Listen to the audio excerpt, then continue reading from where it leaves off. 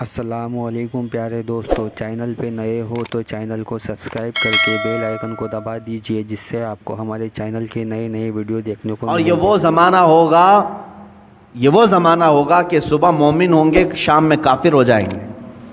رات کو مومن سوئیں گے، صبح کافر اٹھیں گے۔ یصبح مؤمنا ویمسی کافرا۔ یہ وہ زمانہ آ گیا ہے میرے عزیزو۔ امت کا اکثر حصہ آج حلال و حرام کی تمیز بھول چکا ہے۔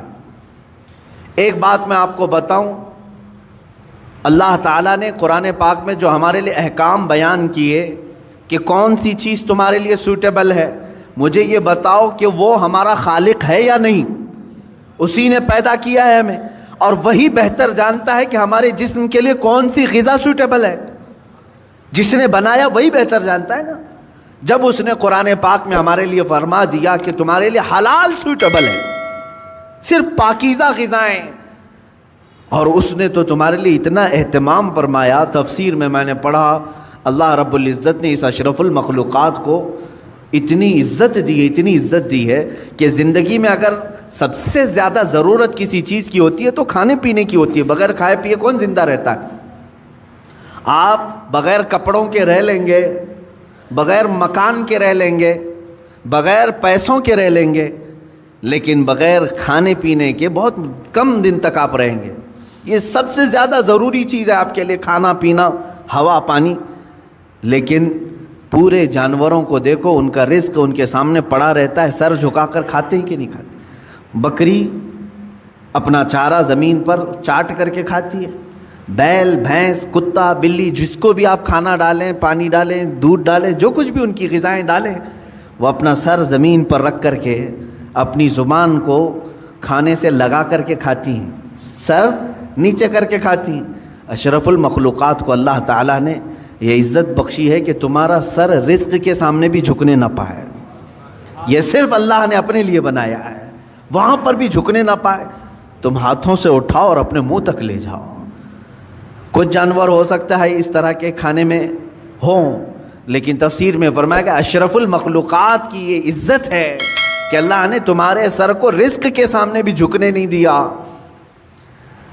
میرے عزیزو، جس کو اللہ تعالیٰ نے اتنا پاکیزہ بنایا ہے کہ اس صورت کو اللہ قرآن میں فرماتا ہے کہ ہم نے سب سے بہترین صورت اگر اپنی مخلوق میں کسی کو دی ہے تو وہ انسانوں کو دی ہے۔ انسانوں کو سب سے بہترین صورت دی ہے۔ اس کی لاکھوں کی مخلوق ہیں، جانور ہوں، پرند ہوں، جنات ہوں، ملائکہ ہوں، سب مخلوقات ہیں۔ ان مخلوقات میں سب سے اچھی صورت کس کو ملی ہے؟ انسان کو ملی۔ اگر انسان کو سب سے اچھی صورت نہ ملی ہوتی تو کبھی انسانوں میں اللہ اپنے محبوب کو نہیں پیدا کرتا، وہ اور اچھی صورت والوں میں پیدا کرتا۔ محبوب صلی اللہ علیہ وسلم کا انسانوں میں پیدا ہونا اس بات کی علامت ہے کہ اللہ نے اس انسان کو سب سے اشرف صورت عطا کی ہے۔ اور یہ بھی روایت میں ملتا ہے کہ قیامت کے دن اگر یہ انسان غلطی کیے، کفر کریں، شرک کریں، برائیاں کریں، جہنم میں ان کو ڈالنا ہوا بھی تو اس شکل سے کوئی جہنم میں نہیں جائے گا، جہنمی کی صورت بدل دی جائے گی، جہنم میں جانے والے کی صورت بدل جائے گی۔ بلکہ فرمایا گیا کہ اگر وہ ایک جہنمی جس کے بارے میں کہا گیا ہے اگر وہ مکہ اور مدینے کے درمیان بیٹھ جائے تو اس کے دونوں ہاتھ پھیل جائیں گے۔ 450 کلومیٹر کا فاصلہ ہے، اتنا بڑا اور چوڑا اس کو بنا دیا جائے گا، اور اس کا صرف ایک کان ایک ہاتھی کے برابر، اس کے جبڑے پہاڑوں کے برابر ہوں گے۔ ایک جہنمی کی شکل اتنی بڑی بنائی جائے گی کیونکہ اسے عذاب چکھانا ہے، یہ چھوٹی چھوٹی صورتوں کے ساتھ نہیں۔ اب بتائیں محدثین نے اس شکل کے ساتھ جہنم میں کیوں نہیں ڈالا جائے گا؟ فرمایا گیا کہ اس لیے کہ اسی شکل میں اللہ نے اپنے محبوب کو پیدا کیا ہے۔ محبوب اکرم صلی اللہ تعالیٰ علیہ وسلم انسانی شکل میں ہیں، تو انسانی شکل کو اللہ تعالیٰ جہنم میں نہیں ڈالے گا۔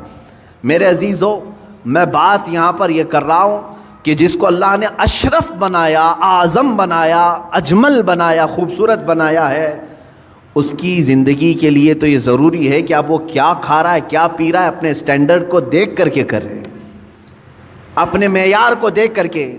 تم اگر وہی چیزیں کھا رہے ہو جو کتا کھا رہا ہے تو فرق کیا رہ گیا تمہارے پاس؟ تم اگر وہی چیزیں کھا رہے ہو جو خنزیر کھا رہا ہے تو فرق کیا رہ گیا تمہارے؟ تم اشرف المخلوقات ہو، تمہیں اللہ نے پاکیزہ اور حلال چیزیں عطا کی ہیں۔ کیا کسی انسان کو غلاظت کھاتے ہوئے دیکھا آپ نے؟ اور اگر وہ کھاتا ہے تو عقل سے بہرا ہے، عقل سے پیدل ہے، انسانیت بھول چکا ہے۔ عزیزان گرامی وقار، جب ہم غلاظت، پیشاب، پاخانہ، گوبر نہیں کھا سکتے انسان، تو اسی طرح مسلمان کو اللہ تعالیٰ نے فرمایا تم سود نہیں کھا سکتے، تم جوا کے پیسے نہیں کھا سکتے، تم چوری کا مال نہیں کھا سکتے، اس لیے کہ یہ بھی غلاظت ہے، یہ غلاظت ہے، اور ایسی غلاظت ہے کہ بظاہر تمہیں نظر نہیں آئے گی لیکن تمہاری روح کو ہمیشہ کے لیے خراب کر دے گی۔ کچھ چیزیں زہر ہیں میرے عزیزو، پوائزن۔ اگر پوائزن پی لو تو ہو سکتا ہے کہ تمہاری جان چلی جائے، گوشت کے ٹکڑے گل جائیں، انتڑیاں کٹ جائیں، لیکن جو حرام پوائزن ہے، سود ہے، جس کو آپ فائنانس کہو، بڈی کہو، بیاج کہو، کہ کوئی بھی نام دے لو، شراب حرام کر دیا اللہ تعالیٰ نے، یہ پوائزن ہے، زہر ہے مسلمان کے لیے۔ جوا حرام کر دیا ہے شریعت اسلامیہ نے، اس سے جو بھی آمدنی ہوئی، جو بھی انکم ہوئی، یہ غلاظت ہے، یہ پوائزن ہے۔ یہ جب ہمارے پیٹ کے اندر جائے تو کیا ہوتا ہے جانتے ہیں؟ دنیاوی زہر تمہارے جسم کو ناکارہ کر دے گا، لیکن اللہ کے حبیب صلی اللہ علیہ وسلم نے فرمایا جس نے حرام لقمہ اپنے پیٹ میں ڈالا تو پھر وہ گوشت جنت میں کبھی نہیں جا سکے گا۔ حرام سے پلا ہوا گوشت جنت میں داخل نہیں ہوگا۔ میرے آقا صلی اللہ علیہ وسلم نے فرمایا اس کے لیے سب سے بہترین چیز ہے کہ اس پیٹ میں جہنم کی آگ بھر دی جائے، دوزخ کی آگ ہی بھری جائے گی۔ اے مومنو، تمہارے لیے اللہ تعالیٰ نے جو راستے بیان کیے ہیں ان راستوں سے ہرگز نہ ہٹنا، ہرگز نہ ہٹو۔ قرآن پاک میں اللہ تعالیٰ نے ایک جگہ نہیں کئی جگہوں پر ارشاد فرمایا کہ تم زمین میں پھیل جاؤ، اللہ کا رزق تلاش کرو۔ اب میں آپ کو یہاں ایک پریکٹیکلی بات بتا دوں، میں نے جن چیزوں کو منع آپ کے سامنے ابھی منع کے طور پر پیش کیا، چوری ہوئی یہ حرام ہے، سود یہ حرام ہے، جوا یہ حرام ہے، شراب کے پیسے یہ حرام ہیں، یہ 4-5 چیزیں میں نے گنائے نا۔ آپ کو میں بتاؤں اللہ تعالیٰ کی یہاں پر موجودہ نعمتوں میں حرام بہت کم ہے، حلال کی تعداد بہت زیادہ ہے، حلال کی تعداد بہت زیادہ ہے۔ لیکن جس کی روح بیمار ہو، جس کا خاتمہ خراب ہونا ہو، وہ بہت زیادہ حلال کو چھوڑ کر کے چھوٹے سے حرام کے ایک ہی دروازے کو پکڑنے کی کوشش کرتا ہے۔ حلال دروازے دنیا میں 100 کی تعداد میں، تو حرام دروازہ ایک ہی ہے، لیکن داخل اس میں آسانی سے ہونے کی کوشش کرتا ہے بندہ۔ قرآن پاک میں آپ دیکھیں اللہ نے فرمایا حرم الربا، سود کو اللہ نے حرام کر دیا، لیکن اس کے بدل میں کیا کیا حلال ہے یہ کبھی سوچا آپ نے؟ سود حرام ہے، بڑھا کر کے پیسہ لینا، بیاج یہ حرام ہے، اللہ نے فرما دیا، لیکن کیا اس کے علاوہ کوئی دوسرا راستہ ہے ہی نہیں پیسے کمانے کا؟ اللہ تعالیٰ نے فرمایا تجارت تمہارے لیے حلال ہے، ملازمت تمہارے لیے حلال ہے، کھیتی باڑی تمہارے لیے حلال ہے، نوکری تمہارے لیے حلال ہے۔ تم یہ تمام راستے، ایک سود کو حرام قرار دیا اور کئی راستے حلال کے اللہ نے خود تمہیں بتائے۔ مشارکت ہے، پارٹنرشپ کر لو، مضاربت ہے، نفع میں حصہ داری مقرر کر لو، یہ حلال طریقے بتائیں۔ شراب کو اللہ نے حرام کر دیا تو کیا پوری دنیا کی پینے والی چیزیں سب حرام ہو گئی؟ ایک کو اللہ نے فرمایا حرام ہے شراب، جس سے نشہ آئے، بدلے میں اللہ تعالیٰ نے ہزاروں چیزوں کو رکھا۔ دودھ پی لو حلال ہے، شربت پی لو حلال ہے، مٹھائیاں کھا لو حلال ہے۔ حلال کی تعداد دنیا میں بہت ہے، حرام کی تعداد کم ہے، لیکن انسان جب شیطانیت پر اتر آتا ہے تو ہزاروں حلال کو چھوڑ کر تھوڑے سے حرام میں ہی جانا پسند کرتا ہے۔ سورہ قیامہ کی آیت ہے، اللہ رب العزت فرماتا بل یرید الانسان لیفجر امامہ، انسان یہ چاہتا ہے کہ اس کے سامنے بے حیائی کی جائے، وہ پسند اسی چیز کو کرتا ہے اکثر۔ تمہیں اللہ تبارک و تعالیٰ نے اگر کسی چیز کو دیکھنے سے منع فرمایا اجنبی عورتوں سے، تو کیا تمہارے لیے کوئی عورت دیکھنا حلال ہی نہیں ہے؟ تمہاری ماں کو دیکھنے پر کعبہ مکرمہ دیکھنے کا ثواب رکھا گیا، تمہاری بہنوں کو دیکھنا تمہارے لیے حلال رکھا گیا ہے۔ تمہاری بیویوں کو دیکھنا حلال رکھا گیا ہے، بلکہ ثواب بھی رکھا گیا ہے. تمہاری بیٹیوں کو دیکھنا تمہارے لیے حلال رکھا گیا ہے، ثواب بھی رکھا گیا ہے. ایک اجنبی خاتون کو دیکھنا حرام اللہ نے فرمایا ہے، تو ایسا نہیں کہ پوری دنیا کی عورتیں تم کو دیکھ نہیں سکتے. عزیزان گرامی وقار، حرام کی تعداد کم ہے اور حلال کی تعداد زیادہ ہے، لیکن جس کے اندر جس کا باطن خراب ہو چکا ہو اس کی طبیعت حرام کی طرف ہی مائل ہوتی ہے. اللہ کے حبیب صلی اللہ تعالیٰ علیہ وسلم کی ایک حدیث میں سناؤں آپ کو. موسیٰ کلیم اللہ علیہ الصلاۃ والتسلیم کوہ طور پر جا رہے تھے. ایک بندے کو آپ نے روتے ہوئے گڑ گڑاتے ہوئے دیکھا. وہ دعا کر رہا تھا، اور کیسے دعا کر رہا تھا، اتنا رو چکا تھا وہ کہ اس کے کپڑے بھیگ چکے تھے آنسوؤں سے. اس کے آنسوؤں سے کپڑے بھیگ چکے تھے. رو رو کر کے زار و قطار وہ دعائیں کر رہا تھا. موسیٰ علیہ السلام جلیل القدر پیغمبر ہے، انہیں ترس آ گیا اس پر. طور پر جانے کے بعد اللہ کی بارگاہ میں انہوں نے اس کی سفارش کی، اے مولا، وہ بندہ جو کوہ طور کے نیچے بیٹھا ہے تجھ سے اتنی دیر سے مانگ رہا ہے کہ آنسوؤں سے اس کے کپڑے تر ہو گئے ہیں، اس کی دعا سن لے مولا، اس کی دعا قبول کر لے. رب تعالیٰ نے فرمایا، اے موسیٰ، مانگتے مانگتے اس کے ہاتھ آسمان کو پہنچ جائیں، روتے روتے وہ مر بھی جائے تو میں اس کی دعا قبول نہیں کروں گا. موسیٰ علیہ السلام نے عرض کیا، مولا ایسا اس نے کیا کیا؟ رب تعالیٰ فرماتا ہے کہ اس لیے کہ اس کے بدن پر کپڑے حرام ہیں اور پیٹ میں لقمہ حرام ہے. حرام کا لقمہ اس کے پیٹ میں ہے اور حرام کا لباس اس کے جسم پر ہے. میں اس کی دعا کو اس کی موت تک قبول نہیں کروں گا. دعائیں نہیں جاتی ہیں، بار اجابت تک نہیں ٹکرائیں گی. دعاؤں کے قبول ہونے کی شرائط کبھی آپ نے پوچھا کسی سے جا کر کے؟ یہ شکایت تو سب کی ہے، بہت دعا کیا، بہت وظیفے پڑھے، اب تک کچھ بھی نہیں اثر ہوا، کچھ بھی نہیں قبول ہوا. کبھی اس کے نہ قبول ہونے کے علامات یا شرائط کیا ہیں دعا قبول ہونے کی، یہ آ کر کے کبھی آپ نے پوچھا؟ سب سے پہلی شرط ہے دعاؤں کے قبول ہونے کی، حلال کھائے اور سچ بولے. حلال کھائے اور سچ بولے. اللہ کے حبیب صلی اللہ علیہ وسلم نے ایک صحابی کو یہ عمل بتایا، کہا اگر تم چاہتے ہو کہ ہر دعا تمہاری قبول ہو جائے تو مستجاب الدعوات بن جاؤ تو دو چیزوں کی پابندی کرنا، زبان سے سچ بولنا اور منہ سے حلال لقمے کھانا. پھر کوئی وظیفہ کرو نہ کرو اللہ تمہاری ہر دعا قبول کرے گا، مستجاب الدعوات بنو گے. یہاں آج وہ حدیث صادق آ رہی ہے میرے عزیزو، جو اللہ کے حبیب صلی اللہ علیہ وسلم نے فرمایا، اے میرے صحابہ، ان قریب تم دیکھو گے امت پر میرے ایک ایسا زمانہ آئے گا کہ میری امت حلال و حرام کی تمیز بھول جائے گی، ختم کر دے گی. وہ زمانہ میں اب آنکھوں سے دیکھ رہا ہوں. آج امت مسلمہ کو پوری دنیا نے سودی کاروبار پر لگا کر رکھا ہے. حقیقت میں آپ کو بتاؤں، آج یہودیوں کا سب سے بڑا نظام، دجالی نظام، یہ کریڈٹ پر جو چل رہا ہے، سودی بینکوں کا جو نظام انہوں نے پوری دنیا میں متعارف کروایا، پوری دنیا سے انہوں نے حلال کا خاتمہ کرنے کی کوشش کی. اس میں مسلمان بھی ملوث ہو گئے. بینکوں کے مسائل الگ ہیں، لیکن تقریباً پوری دنیا کو انہوں نے سود پر لا کر کھڑا کر دیا. سود پر لا کر کھڑا کر دیا، اور سود کی نحوست ایسی ہے کہ جو بندہ اس میں ڈوب گیا وہ نحوستوں میں گرفتار ہو گیا. اللہ اور اس کے فرشتے اس بندے سے اپنی نظر ہٹا لیتے ہیں جو سود کی بلا میں ملوث ہو جاتا ہے. لیا ہے کسی سے، سود پر پیسہ استعمال کر رہا ہے اور بڈی بھر رہا ہے، اللہ تبارک و تعالیٰ اس بندے پر رحم نہیں فرمائے گا. لیکن یہ ہے، میں نے پڑھا ہے، سلطان عبد الحمید ثانی رحمۃ اللہ تعالیٰ علیہ، خلافت عثمانیہ کے ایک عظیم سلطان کا نام ہے، خلیفہ کا. ایک دن آپ نے اپنے وزیر سے کہا فلاں صاحب ہیں ان کو بلائیے. کوئی دکاندار تھے تو وزیر نے بلایا، وہ اندر آئے. سلطان نے اپنی جیب سے کچھ پیسے نکالے اور کہا کہ یہ آپ کا پورا ہو گیا، حساب کتاب صاف.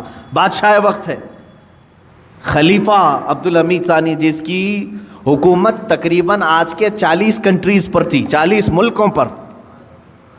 وہ ایک بنیا سے دکان کے حساب کتاب کر رہا ہے اور پیسے واپس دے رہا ہے. وہ جب باہر نکلا بنیا تو وزیر نے پوچھا کہ آپ کو کیوں بلائے تھے؟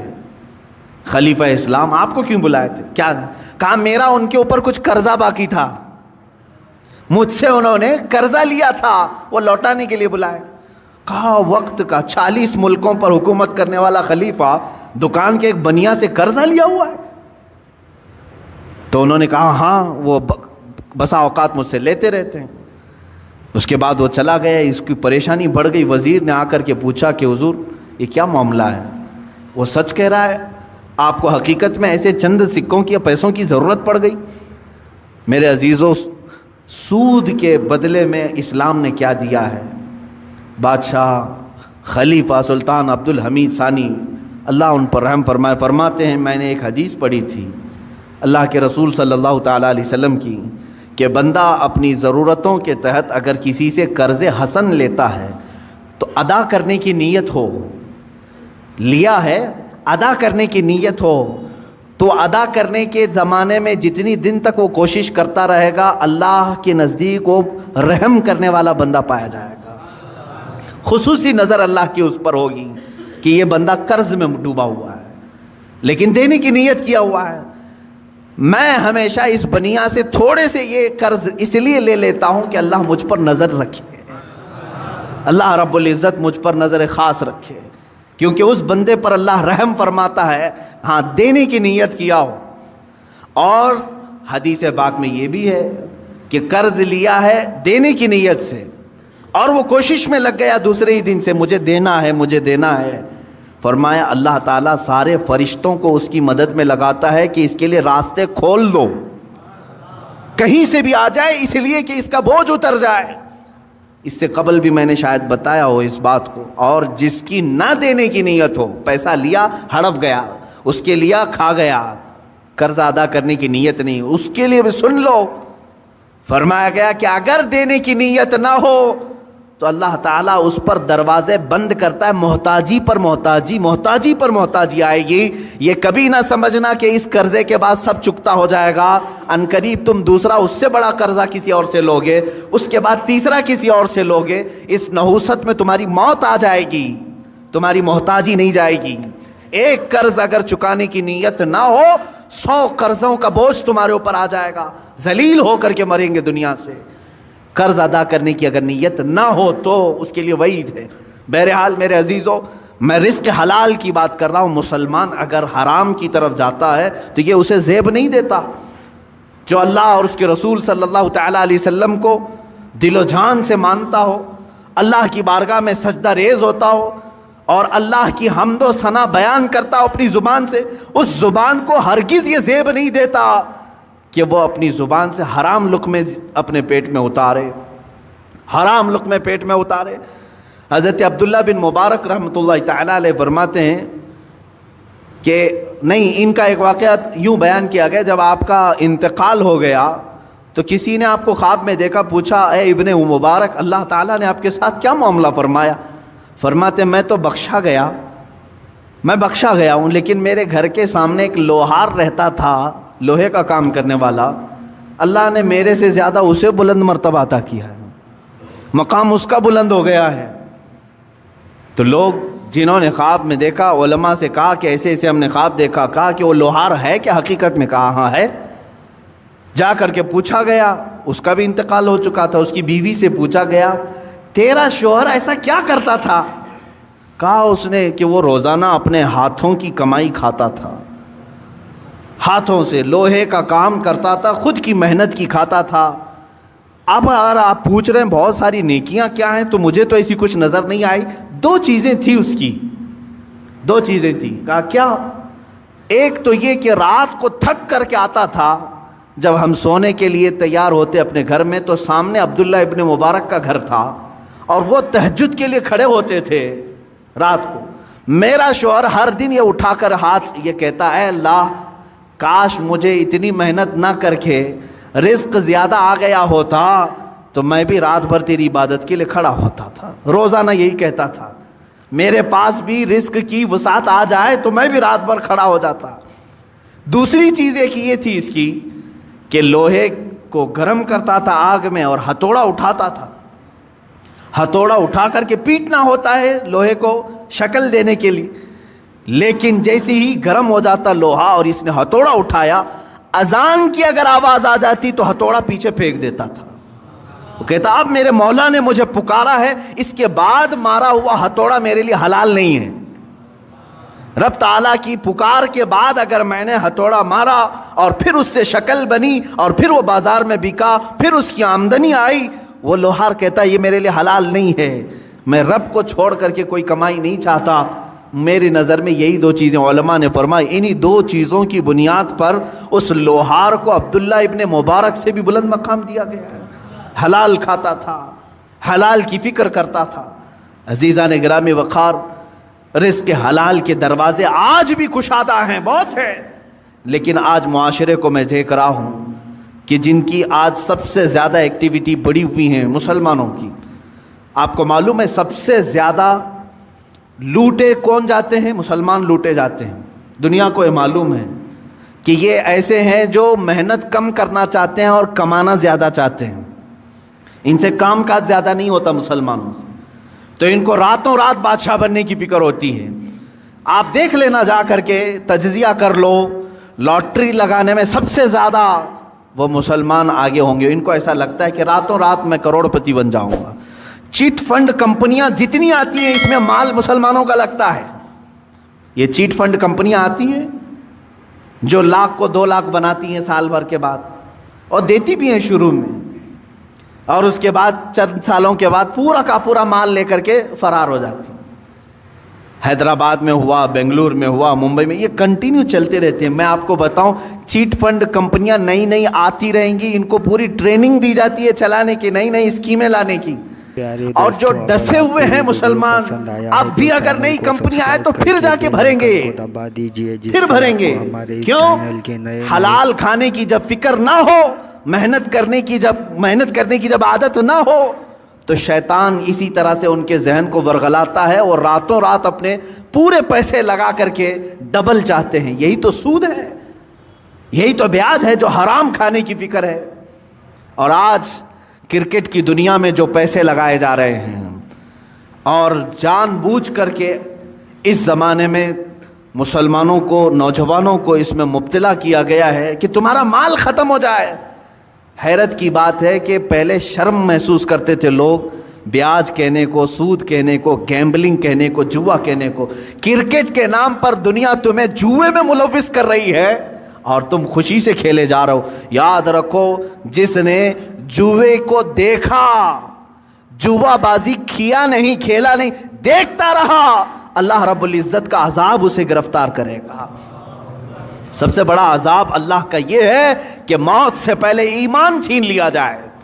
خطرناک عذاب ہے اللہ کا۔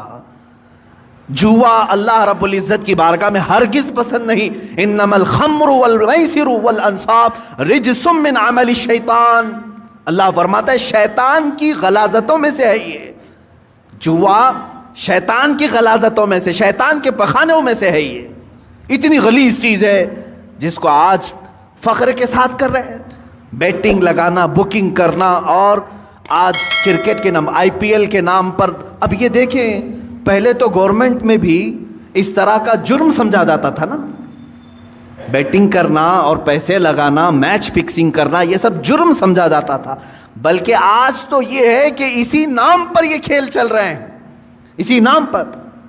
مجھے ہمارے ایک بچے نے کہا کہ اب تو ایپ بنا دیا گیا ہے، ایپلیکیشن، کہ کہیں ادھر ادھر ایجنٹوں کو پیسے دینے کی ضرورت نہیں، ایپلیکیشن بن کر کے آیا ہے، اسی میں آپ پیسے ڈال دو اور میچ میں جتنے پیسے لگانا ہے لگاؤ۔ شروع میں جو لگاتا ہے اسے لگ کر کے بھی آ جاتے ہیں اور یہ خوش ہو جاتا ہے نوجوان، میں نے 500 لگایا تھا، 1000 آ گئے میرے پاس۔ اللہ کی پناہ میرے عزیزو، تمہارا ایمان غارت ہو جائے گا، ختم ہو جائے گا۔ یہ میچ فکسنگ کے معاملات، بکنگ، بیٹنگ، یہ پورا کا پورا جوا کھیل رہے ہیں بچے ہمارے۔ سنو حدیث پاک، میرے آقا صلی اللہ تعالیٰ علیہ وسلم نے فرمایا، جو سود کھایا یا جوا کھیلا، توجہ، جوا کھیلا، میں خالی کرکٹ کی بات نہیں کر رہا ہوں، ہمارے بچے اپنی فٹنس کے لیے بہت سارے کھیل کھیلتے ہیں، میں نے کبھی ان کو نہیں روکا، آپ ورزش کی نیت سے بہت ساری چیزیں، لیکن وہی پیسہ لگا کر کے کھیلا، جوا ہو گیا، جوا ہو گیا، پورا کا پورا جوا ہے، گیمبلنگ ہے۔ حدیث پاک میں ہے جو جوا کھیل کر کے آیا، سود کا لقمہ کھا کر کے، اگر وہ مسجد میں آ بھی گیا اور وضو کیا، میرے آقا فرماتے ہیں اس نے خنزیر کے خون سے اپنے ہاتھ اور پیروں کو دھویا ہے۔ اس نے اپنے چہرے کو اور اپنے ہاتھوں کو خنزیر کے غلیظ جانور کے خون سے رنگا، اس کا کوئی وضو نہیں ہے، اس کی کوئی نماز نہیں ہے۔ اے مسلمانوں، کیا تم یہ چاہتے ہو کہ تمہاری عبادتیں منہ پر مار دی جائیں؟ بچوں کو آج مجھے بیدار کرنے کی ضرورت ہے، اس لیے میں نے آج گفتگو کی۔ اے میرے عزیزو، یہ دنیا جو تماشے دکھا رہی ہے، یہ تماشے ہیں۔ یہ جو دنیا لہو و لعب کی باتیں کر رہی ہے، قرآن نے بہت پہلے فرما دیا، انما الحیات الدنیا لہو و لعب، دنیا کی پوری زندگی کھیل کود ہے، تماشا ہے۔ چند دنوں کے بعد ویرانی آ جائے گی، چند دنوں کے بعد سناٹا ہے۔ بعض بزرگوں نے یہ فرمایا پوری دنیا کی مثال اسٹیڈیم کی طرح ہے، کھیل کی طرح ہے۔ پلیئرز آ رہے ہیں، لوگوں کے دیکھنے کی بھیڑ جمع ہے، آوازیں ہو رہی ہیں، کھیل ختم ہوا، ساری سیٹیں خالی، پلیئر بھی چلے گئے، بچا کیا؟ خالی گراؤنڈ۔ تمہاری زندگی دنیا میں ایسی ہی ہے، تم آئے ہو ہنسی خوشی کھیل کود سب چیزوں میں اپنی زندگی ختم کیے، اچانک ملک الموت کا پنجہ پڑے گا، اور پھر جب تم قبرستان میں لے جائے جاؤ گے تو سارا کا سارا سناٹا ہوگا، کچھ نہیں، اب دنیا کا شور شرابہ کچھ نہیں۔ وہاں پھر سزا دینے والے فرشتوں کی چنگار سنائی دے سکتی ہے۔ عزیزان گرامی وقار، ہمارا جب عقیدہ آخرت پر ہے، آخرت پر، مجھے ایک بڑی اچھی بات یاد آتی ہے۔ ایک بڑے عالم دین تھے، ان کے متعلق میں نے پڑھا، وہ ٹرین میں سفر کر رہے تھے، سامان کچھ زیادہ ہو گیا تھا اور اس کی فیس بھرنی تھی، جو پینلٹی ہوتی ہے، یا تو پھر اس کا گورنمنٹ کو بھرنا تھا چارج۔ ٹی ٹی جو تھا اس نے کہا مولانا صاحب رکھ لیجئے، میں ہی ہوں سفر پر، اگلے اسٹیشن تک میں ہوں، میرے بعد جو ٹی ٹی آئے گا اس کو میں نے کہہ دینا ہے، میں بتا دوں گا کہ مولوی صاحب سفر پر ہیں، وہ بھی آپ کو کچھ فائن نہیں لگائے گا اور آگے اسٹیشن تک آپ کو چھوڑ دے گا۔ مولانا صاحب نے پوچھا کہ وہ کہاں تک چلے گا؟ آپ تو اگلے اسٹیشن تک جائیں گے، میرے سامان کی کوئی پوچھ تاچھ نہیں ہوگی، دوسرا ٹی ٹی آئے گا جس کو آپ بولیں گے وہ کہاں تک جائے گا؟ کہا ٹرین جہاں تک جائے گی وہ ٹی ٹی رہے گا۔ تو انہوں نے کہا نہیں، مجھے اور آگے تک جانا ہے، مجھے اور آگے تک جانا ہے۔ کیا وہ ٹی ٹی وہاں تک آئے گا؟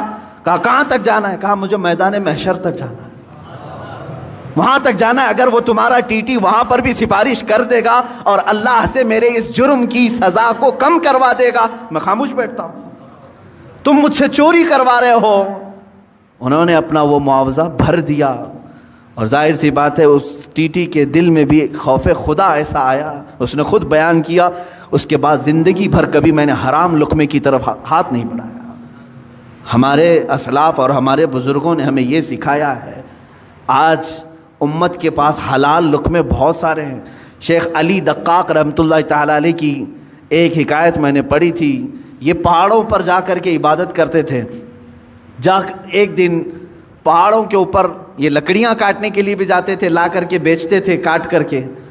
ایک دن دیکھا ایک تھیلا وہاں پڑا ہوا ہے، تھیلی چھوٹی سی، اور اس کو ہلا کر کے دیکھا تو سونے کے سکے تھے، اشرفیاں تھیں۔ ظاہر سی بات ہے راستے میں اگر کسی کو سونے کی اشرفیاں مل جائیں تو اس کے کیا ہے، وارے نیازیں ہیں۔ اور انہوں نے اٹھایا، کہا کہ دل تو نہیں چاہتا کہ اس میں سے میں اپنے لیے کھاؤں، یہ لقطہ ہے، لقطہ کے احکام الگ ہیں شریعت۔ انہوں نے کہا میں یہ کسی مستحق کو دے دوں گا، لے لیا، دل میں ذرا برابر خرابی نہیں آئی۔ نیچے آئے، پہاڑ سے اتر کر کے دیکھا ایک حبشی غلام کالا، جس کے ہونٹ چوڑے تھے، معذور تھا، ہاتھ نہیں تھے پیر تو تھے، معذور شخص تھا، بیٹھا ہوا تھا، پسینے میں شرابور تھا۔ شیخ علی فرماتے ہیں مجھے لگا اس سے زیادہ مستحق کون ہوگا، اس کے پاس کھانے پینے کی کوئی چیز نہیں، کچھ نہیں۔ آپ لے جا کر کے وہ سونے کے سکے والی جو تھیلی ہے، اشرفیوں کی تھیلی، اس حبشی غلام کو دے دیتے ہیں، لے تو اپنے خرچے کر، اس میں مزے کے ساتھ زندگی گزار۔ اس حبشی نے کہا اے علی دقاق، لے جاؤ اس کو، جہاں سے اٹھایا وہیں رکھو، پچھلے 1 سال سے روزانہ میں دیکھ رہا ہوں، پچھلے 1 سال سے میں اس کو روزانہ دیکھ رہا ہوں، آج تک ہاتھ نہیں اٹھایا۔ میرے عزیز و شیخ علی دقاق فرماتے ہیں کوئی حبشی غلام وہ اس زمانے کے قطب تھے جنہوں نے ہاتھ لگانے کو بھی منع فرمایا. آج ہم ان اسلاف کی روشنیوں کو بھول کر کے دنیا جو ہمیں ہے یہ کرشمے دکھا رہی ہے اس کے پیچھے پڑ گئے. موبائل اپلیکیشن میں اگر تمہیں پیسے بھرنے کی بات آ گئی, سوچا آسانی سے بھر دوں گا, کوئی نہیں دیکھ رہا ہے, میں میچ میں بیٹنگ لگا دوں گا, کسی ایجنٹ کے پاس نہیں گیا, اسی اپلیکیشن میں بھر دیا 500, کون دیکھ رہا ہے, میرے اکاؤنٹ سے کٹ گئے.